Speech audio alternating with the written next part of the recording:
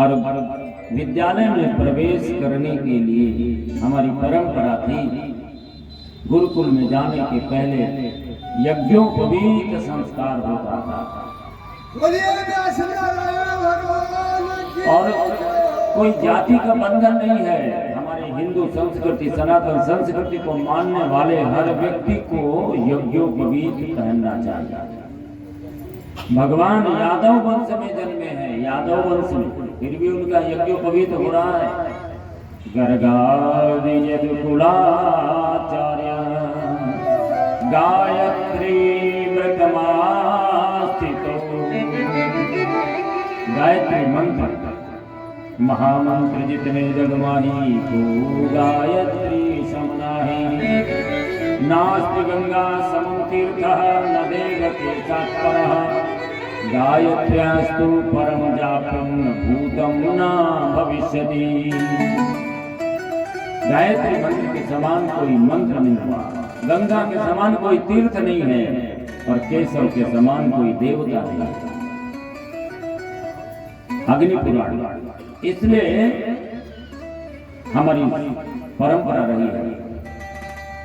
सांसारिक उपलब्धियां तो व्यक्ति अपने पुरुषार्थ से प्राप्त कर लेता है, लेकिन आध्यात्मिक उपलब्धियों के लिए गायत्री महामंत्र, यदि हम दोनों काल में गायत्री मंत्र की साधना करते हैं तो यदि लंबा अनुष्ठान नहीं कर पाते, केवल एक माला गायत्री मंत्र का जप भी दोनों काल में करते हैं तो इसी जीवन में जीवन मुक्ति मिल जाती है। ये स्वयं रामकृष्ण परमहंस ने कहा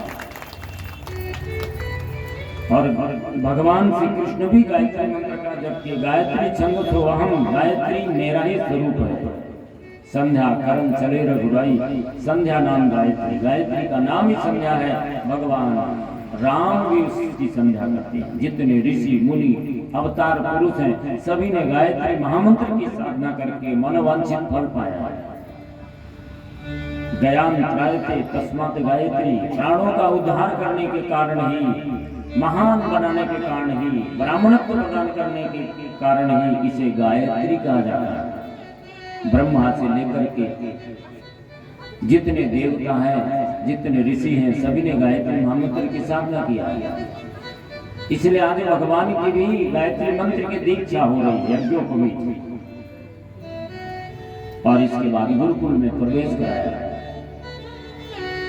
भगवान शीघ्र ही 64 कलाओं को उन्होंने 64 दिन में सीख लिया। भगवान को सिखाने की जरूरत नहीं है, सब सीखे सिखाए अवतार लेते हैं, लेकिन फिर भी मनुष्य के शरीर में आने के कारण जो मनुष्य की परंपराएं हैं उसका भगवान निर्वहन करते हैं। और जैसे ही संदीपनी गुरु के आश्रम में जाकर के जब जाने लगे, उनकी शिक्षा पूरी हो गई तो गुरुदेव से कहा, गुरुदेव दक्षिणा बताओ। दक्षिणा तो गुरु के इच्छा के अनुकूल होती है, शिष्य के अनुकूल नहीं होती।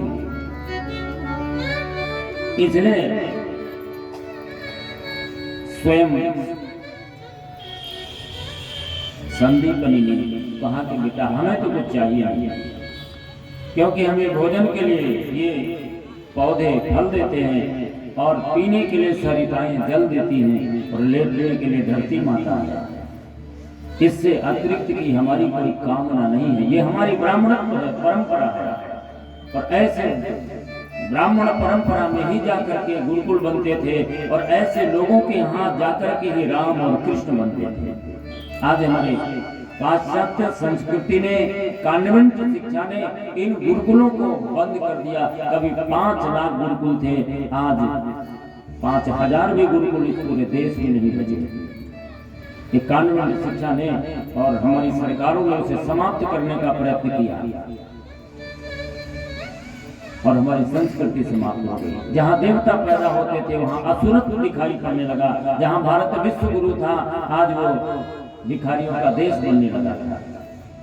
आज फिर से सरकार ने कम से कम फिर से संस्कृति और इन गुरुकुलों को पुनर्स्थापित करने का महनीय कार्य प्रारंभ किया है। नई राष्ट्रीय शिक्षा नीति में उन सारे बिंदुओं को लिया गया है जिससे भारत महान बन सके। और जब तक किसी देश की संस्कृति नहीं सुधरती, उसकी शिक्षा पद्धति नहीं सुधरती, तब तक वह राष्ट्र समर्थ और सशक्त नहीं बन सकता। पर भगवान ने जैसे ही संदीपनि ऋषि से कहा, यदि आप दीक्षा हमको दक्षिणा देने के लिए निर्देशित नहीं करेंगे तो हमारी ये शिक्षा पूर्ण नहीं होगी। तो संदीपनि जी ने कहा कि मुझे तो बेटा कोई जरूरत नहीं, गुरु माता से पूछो। और गुरु माता के पास गए तो गुरु माता ने कहा, कृष्ण तुम्हें सारा जगत भगवान कहता है और मेरा एक लौता बच्चा था और इसी प्रभास क्षेत्र के इसी समुद्र में रहने वाले एक राक्षस ने उसे निगल लिया था, हो सके तो मेरे बच्चे को तुम ला दो। भगवान स्वयं अपनी मां देवकी के 6 बच्चे मारे गए, उन्हें वापस नहीं लाए। लेकिन आज गुरु माता के कहने पर भगवान स्वयं चले गए और उस समुद्र के अंदर गए। समुद्र में पांचजन्य नाम का राक्षस था, भगवान ने उसको मार दिया, लेकिन वहां पर भी गुरुपुत्र नहीं मिला। उसी शंख को भगवान धारण करते हैं, पांचजन्य शंख भगवान का आभूषण बन गया। और इसके बाद जब यमलोक में गए तो यमलोक में देखा, यमराज जी को यमराज जी से कहा, गुरुपुत्रम प्रदीयताम, यम देवता हमारे गुरुदेव के पुत्र को दीजिए। तो यमराज ने कहा कि यहाँ तो कर्म बंधन से बंध करके जीव आते हैं और यहाँ से आने के बाद सशरीर नहीं जाते, ये आपकी बनाई हुई व्यवस्था है।